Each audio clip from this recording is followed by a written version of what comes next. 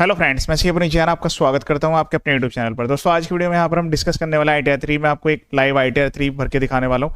इसमें यहाँ multiple incomes को कवर करेंगे, जैसे सैलरी से इनकम आ रही है, किसी की डिविडेंड इनकम, इंटरेस्ट इनकम। उसके अलावा जो प्रिजम्पटिव वाले हैं, काफ़ी सारे ऐसे पर्सन्स की क्वेरी आ रही थी कि सर प्रिजम्पटिव में हम कैसे यहाँ पर फाइल करेंगे, तो उसके लिए आपको बुक्स ऑफ अकाउंट मेंटेन करने की रिक्वायरमेंट नहीं रहती है और 44 AD में आप ये ITR फाइल कर सकते हैं, सन 44 AD और ADA। यहाँ तक कि जो पर्सन, ध्यान से समझिएगा और ध्यान से सुनिएगा, ये जो सेक्शन है प्रोविजंस है, इसमें प्रिजम्पटिव की बात की गई है, लेकिन आपको एक्चुअल प्रॉफिट दिखाना होता है और मिनिमम परसेंटेज दिया गया है कि 6%, 8% या फिर उसके अलावा अगर 44 AD की बात करें तो 50%। और ये मिनिमम है, जो आपका एक्चुअल प्रॉफिट है उतना हायर प्रॉफिट आपको दिखाना होता है। काफ़ी सारे ऐसे पर्सन होंगे जो कि इंट्राडे कर रहे होंगे या फिर उसके अलावा जो है यहाँ पर फ्यूचर ऑप्शंस में वो डील कर रहे होंगे, तो उस केस में क्या है कि उनको हो सकता है कि लॉस हो रहा हो, लेकिन वो यहाँ proper books of account maintain नहीं करना चाहते हैं। वो प्रिजम्पटिव इनकम में मतलब जो एक फिक्स परसेंटेज है उतना टैक्स भर के आप टैक्स पे करना चाहते हैं। क्योंकि देखिए, आपका अगर एक्चुअल में प्रॉफिट ज़्यादा है फिर तो प्रिजम्पटिव लेने का कोई बेनिफिट नहीं है, क्योंकि आप यहाँ पर केवल बुक्स ऑफ अकाउंट मेंटेन करने से बच पाएंगे। बाकी तो आपको जितना प्रॉफिट है एक्चुअली इस प्रोविजंस में भी दिखाना है और नॉर्मल प्रोविजन में ITR भर रहे हैं वहाँ पर भी दिखाना है। सबसे पहले हम लॉगिन कर लेंगे पैन कार्ड के द्वारा। लॉगिन करने के बाद आपके सामने इस टाइप का व्यू आएगा। यहाँ से स्पेंड ईयर सेलेक्ट करेंगे, ऑनलाइन पर क्लिक करेंगे, प्रोसीड पर क्लिक करेंगे, कंटिन्यू, स्टार्ट न्यू फाइलिंग पर क्लिक कर देंगे। ITR 3 अपने आप में काफ़ी लॉन्ग फॉर्म है, तो हम यहाँ पर इसमें कवर करेंगे जहाँ पर बुक्स ऑफ अकाउंट मेंटेन करने की रिक्वायरमेंट नहीं आती है आपको। प्रिजम्पटिव इनकम के तहत आप अपनी ITR को फाइल कर सकते हैं, साथ में सैलरी की इनकम, डिविडेंड, इंटरेस्ट की इनकम भी हम यहाँ पर कवर करेंगे। ठीक है, वैसे मैंने अपने यूट्यूब चैनल पर ITR 1 2 3 4 सबके लिए सेपरेट वीडियो अपलोड कर दिए हैं। मल्टीपल इनकम्स को लेकर अलग अलग ITR भी है, वो आप एक बार देख सकते हैं। आज की वीडियो में हम यहाँ पर ITR 3 फुल्ली कवर करेंगे और ऐसे जो भी पर्सन है सैलरी के साथ F&O करते हैं या फिर इंटरडे करते हैं, वो बुक्स ऑफ अकाउंट मेंटेन नहीं करना चाहते हैं, उनके लिए एप्लीकेबल रहने वाला है ये वाला तरीका। ठीक है, क्योंकि जैसे आपकी इनकम बेसिक एग्जाम्पशन लिमिट जो कि 2.5 लाख से ज़्यादा है, तो आपको बुक्स ऑफ अकाउंट मेंटेन करने की रिक्वायरमेंट आ जाती है। लेकिन अगर आप इस तरीके से करेंगे तो आपको बुक्स ऑफ अकाउंट मेंटेन करने की रिक्वायरमेंट नहीं है, क्योंकि हम यहाँ पर प्रिजम्पटिव में फाइल कर रहे हैं। अब इसके बाद ये आपका हो गया जर्नल। उसके बाद जो है यहाँ पर इनकम का क्राइटेरिया, तो इसमें हम सैलरी की इनकम इंक्लूड कर लेते हैं। उसके अलावा अगर किसी short term long term capital gain है वो भी, ये शेड्यूल भरना इस साल काफ़ी आसान है। शॉर्ट टर्म लॉन्ग टर्म मैंने इसके लिए सेपरेट वीडियो बनाया हुआ है, वो पार्ट आप वहाँ से देख सकते हैं। फिर उसके बाद बिजनेस के पर्टिकुलर सारे होंगे। डेप्रिसिएशन हम यहाँ पर कवर नहीं करने वाले हैं, क्योंकि नो बुक्स ऑफ अकाउंट हम कवर करने वाले हैं। उसके अलावा जो डिडक्शंस हैं, न्यू टैक्स रिजिम में डिडक्शंस अलाउड नहीं है, यहाँ पर मैं न्यू टैक्स रिजिम कंसीडर करूँगा। उसके अलावा टैक्स वाला पार्ट कंप्लीट आएगा। अदर्स में कुछ आपको अगर यहाँ पर सेलेक्ट करना है तो आप कर सकते हैं, जो बाय डिफॉल्ट है वो रहने दीजिएगा। फिर उसके बाद कंटिन्यू, स्किप द क्वेश्चन, उसके बाद ओके, जनरल इन्फॉर्मेशन। इसमें इस बार जो है इनकम टैक्स में क्या है कि 2 एड्रेस डालना जरूरी है, तो आप प्राइमरी सेकेंडरी एड्रेस सेम रखना चाहे तो सेम रख सकते हैं, अलग रखना चाहे तो अलग भी रख सकते हैं। कॉन्टैक्ट पर क्लिक करके वो डिटेल आप डाल लीजिएगा। फाइलिंग स्टेटस, इसमें हम यहाँ पर 31 अगस्त लास्ट डेट है ITR को फाइल करने के लिए। उसके बाद यहाँ पर यस होना जरूरी है। ये क्वेश्चन आपसे पूछा जा रहा है प्रीवियस ईयर के रिगार्डिंग, क्या आपने पिछले साल में ओल्ड में फाइल की थी। अगर आप यस कर देंगे तो इसमें डिटेल डालनी पड़ेगी, कौन से साल में आपने और फॉर्म भरा था उसका नंबर बताइए। इसमें पिछले साल में न्यू टैक्स रिजिम थी। अब ये करंट ईयर के लिए पूछ रहा है कि भाई क्या करंट ईयर में भी आप जो है बाहर जाना चाहते हैं, तो इस केस में नो है, तो आपको नो सेलेक्ट करना है। मतलब ये न्यू टैक्स रिजिम में फाइल कर रहे हैं, ये पर्सन स्पेसिफिक क्वेश्चन है। अगर आप ओल्ड में जाना चाहते हैं, इस करेंगे। उसके बाद 10 आइए भरना पड़ेगा, उसका यहाँ पर डेट और एक्नोलेजमेंट नंबर आएगा। ये पर्सन रेजिडेंट है, ये भी पर्सन स्पेसिफिक क्वेश्चन है। ये वाले सारे ऑप्शन यहाँ पर नो है, आपको रीड करना है, उसके हिसाब से एंटर करना है। ऑडिट इन्फॉर्मेशन, यहाँ पर सबसे मेन क्राइटेरिया आता है। इसमें क्या है, बुक्स ऑफ अकाउंट मेंटेन नहीं कर रहे हैं, प्रिजम्पटिव में हम दिखा रहे हैं, ये प्रिजम्पटिव के प्रोविजंस हैं। जो टर्नओवर है वो भी पर्सन स्पेसिफिक रहने वाली है। वैसे मैं आपको बताता हूँ, जब ये प्रिजम्पटिव वाला क्राइटेरिया आप पोल कर जाते हैं तो इसमें आपको 44 AD, ध्यान से समझिएगा, 44 AD में 2 करोड़ की लिमिट रहती है अगर आप कैश की भी ट्रांजेक्शन करते हैं, और अगर आप नॉन कैश की ट्रांजेक्शन करते हैं तो 3 करोड़ की लिमिट मिल जाती है। ठीक है, उसके बाद हम सेकंड पार्ट कवर करते हैं। आपका 44 AD है, ADA 44 ADA में क्या है, आपको 50 लाख रुपए की लिमिट मिलती है, लेकिन अगर आपकी नॉन कैश वाली ट्रांजेक्शन है तो 75 लाख की लिमिट मिल जाएगी। तो आपको ये जो क्राइटेरिया है अपने अकॉर्डिंग सेलेक्ट करना है। इस केस में यहाँ पर 1 करोड़ की टर्नओवर है तो मैंने सेलेक्ट करा है। वैसे आपको 1 करोड़ से 10 करोड़ के बीच में भी ऑडिट की रिक्वायरमेंट नहीं आती है, जहाँ पर टर्नओवर आपकी जो है 1 करोड़ से 10 करोड़ के बीच की, और क्या आपके नॉन कैश वाले एक्सपेंस, मतलब जो आप कैश में एक्सपेंस करते हैं या कैश में पेमेंट्स और रिसीट्स 5% तक के हैं, और 10 से ऊपर है फिर तो ऑडिट ही आएगा। इस केस में टर्नओवर 1 करोड़ तक की है, ऑडिट एप्लीकेबल नहीं है, ठीक है। उसके बाद नेचर ऑफ बिजनेस यहाँ पर हम सेलेक्ट नहीं करेंगे क्योंकि हम प्रीजम्पटिव के लिए फाइल कर रहे हैं। उसके बाद बैंक डिटेल, तो सारे बैंक अकाउंट देना जरूरी है, कन्फर्म पर क्लिक करेंगे, ठीक है। अब इसके बाद सबसे पहले मैं यहाँ पर कंसिडर कर लेता हूँ जो हमारा प्रीजम्पटिव वाला हेड है, फिर उसके बाद सैलरी की इनकम, अदर सोर्स की इनकम यहाँ पर कवर करेंगे, ठीक है।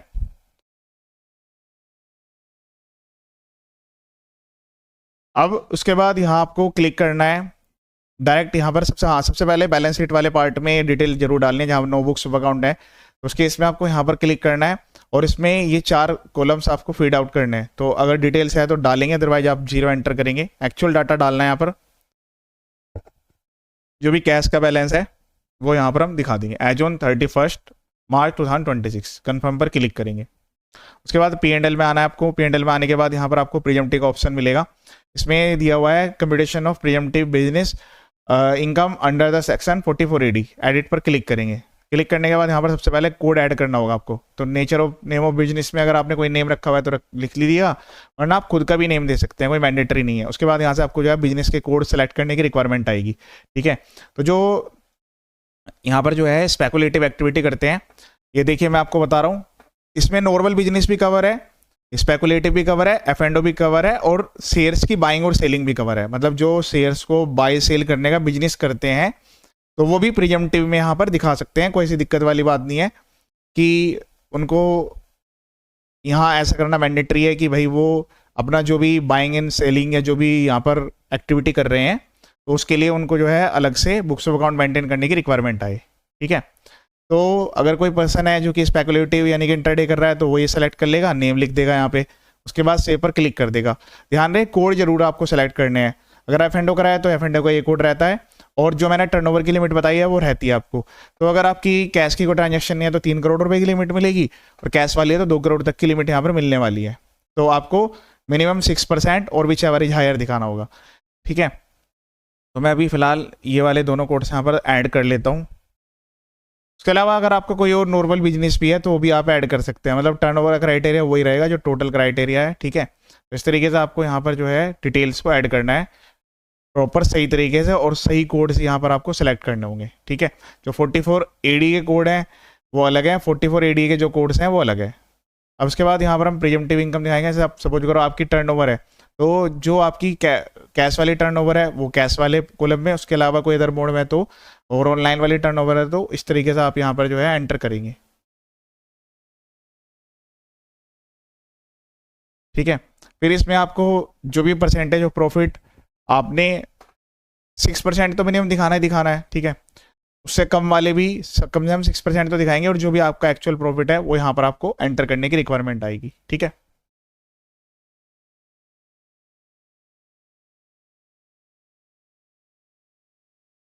इस तरीके से डिटेल एंटर होगी। अब जो ये टर्नओवर हम यहाँ एंटर कर रहे हैं इसमें आपको सारी इंक्लूड करके डालनी है। क्या?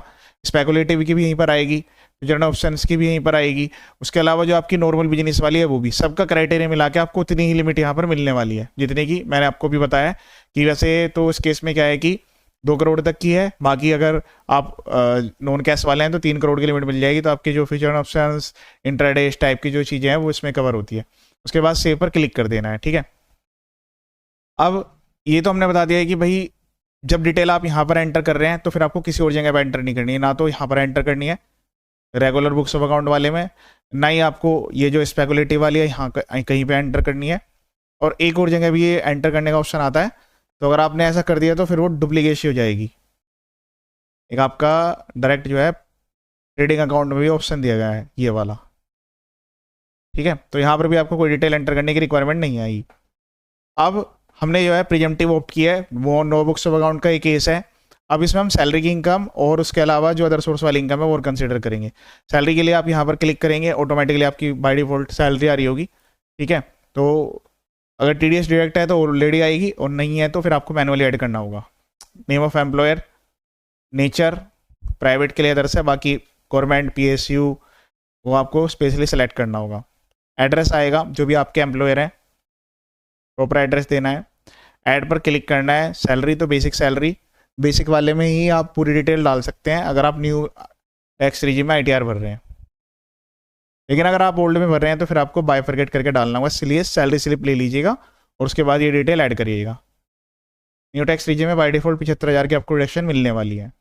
इस तरीके से आप यहाँ डिटेल एंटर करेंगे, कन्फर्म पर क्लिक कर देंगे। तो ये हमने कवर कर लिया है, जो भी आपका नॉर्मल बिजनेस है, फ्यूचर ऑप्शंस, इंट्राडे जो भी है वो सब चीज़ें आपको उसमें दिखानी है प्रिजम्पटिव में, जब आप प्रिजम्पटिव ऑप्ट कर रहे हैं। ठीक है, अब उसके बाद यहाँ आपको जो है अदर सोर्स पर क्लिक करना है, अदर सोर्स की इनकम। अदर सोर्स में आपकी जो है डिविडेंड इनकम आ रही है, एफडीआरडी से इंटरेस्ट आ रहा है, कोई और अदर इनकम आ रही है, वो यहाँ पर आप दिखा सकते हैं। इस तरीके से आपको क्लिक करना है, एडिट पर क्लिक करके पूरी डिटेल देख लेनी है। तो यहाँ पर आपका डिविडेंड इनकम है, उसको हमें एक जगह और भी रिपोर्ट करना है, वो मैं भी आपको बता देता हूँ। बाकी कोई ऐसी इनकम है जो यहाँ नहीं दिख रही है, आप ऐड करके यहाँ पर मैनुअली लिख कर उसको ऐड कर सकते हैं। डिटेल डालने के बाद सेव पर क्लिक करना है, और जो भी आपका डिविडेंड है वो आपको एक जगह पे और भी रिपोर्ट करना है। अदर सोर्स में यहाँ पर ITR 3 में अलग से स्केड्यूल होता है, उसमें आपको बाइफरकेट करके डिटेल्स डालने की रिक्वायरमेंट आएगी। ठीक है, अदरवाइज आप जो है आगे ITR जब फाइल करेंगे तो उसमें आपको एरर आ जाएगी। ठीक है, तो यहाँ पर क्लिक करना है। इसमें पहले वाला ऑप्शन है डिविडेंड इनकम वाला, नॉर्मल टैक्स वाला, तो इसको आपको 5 अलग अलग पार्ट में डालना होता है। अगर आपके पास डिटेल है तो डालेंगे, अदरवाइज पहले वाले ऑप्शन में भी आप डाल सकते हैं। अलग अलग पार्ट दिए गए हैं, 15 जून तक कितना है, 15 सितंबर तक कितना है, ये डिटेल्स आपको इस तरीके से 5 अलग अलग पार्ट में, मतलब जैसे से एक्रू हुआ है उसी हिसाब से आपको इनकम डालनी होती है। ठीक है, अब इसके बाद जो है सबसे पहले हम जो है जो भी आपका TDS कोई कटा हुआ है वो एक बार वेरीफाई करेंगे। उसमें सैलरी का TDS ऑटोमेटिकली यहाँ पर आता है, कोई अदर FDRD है, कोई अदर जैसे डिविडेंड पे इंटरेस्ट है, वो यहाँ पर जो भी TDS आपका कटा होगा वो डिटेल्स यहाँ पर आएगी, TDS TCS दोनों की। हाँ, जो आपका एडवांस टैक्स है, अगर आपने ड्यू डेट से मतलब जो टाइमली अगर फाइल कर दिया है तो वो ऑटोमेटिकली फैच हो जाता है, लेकिन वेरीफाई जरूर करें। अगर यहाँ चालान नहीं दिख रहा है तो मैनुअली ऐड कर सकते हैं। उसके बाद कन्फर्म पर क्लिक करेंगे। देन उसके बाद यहाँ पर आपको कंप्यूटेशन ऑफ इनकम पर क्लिक करके सारी इनकम को एक बार वेरीफाई करने है, किसकी साइड से आपकी कितनी कितनी इनकम आ रही है। ठीक है, उसके बाद कन्फर्म पर क्लिक कर देंगे। उसके बाद पार्ट BTI पर आपको क्लिक करना है।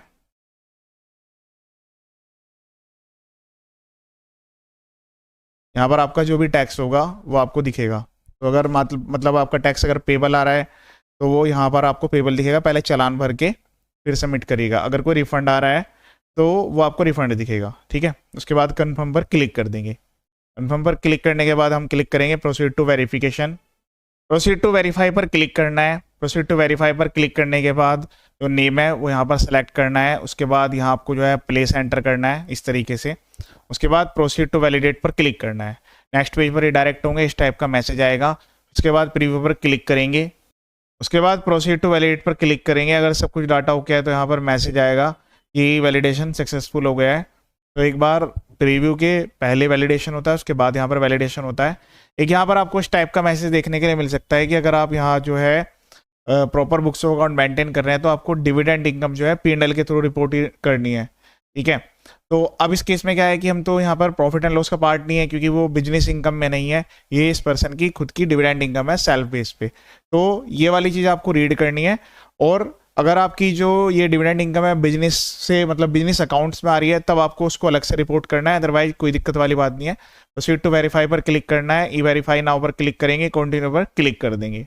उसके बाद I would like to verify पर क्लिक करना है, कंटिन्यू पर क्लिक करना है, एग्री। उसके बाद जनरेट आधार OTP।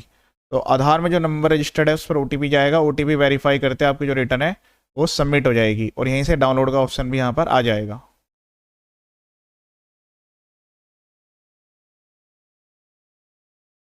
वैलिडेट पर क्लिक करना है, सबमिट पर क्लिक कर देना है। उसके बाद यहाँ इस टाइप का मैसेज आएगा, प्रोसीड पर क्लिक करेंगे। Registered email ID mobile number पर जो ITR है वो यहाँ पर आपको एक्नॉलेजमेंट जाएगी। उसके बाद यहाँ से आप डाउनलोड रिसीट पर क्लिक करके अपनी रिसीट डाउनलोड कर सकते हैं। कंप्यूटेशन आपको खुद से तैयार करनी होती है, उसके लिए आप गूगल की हेल्प ले सकते हैं।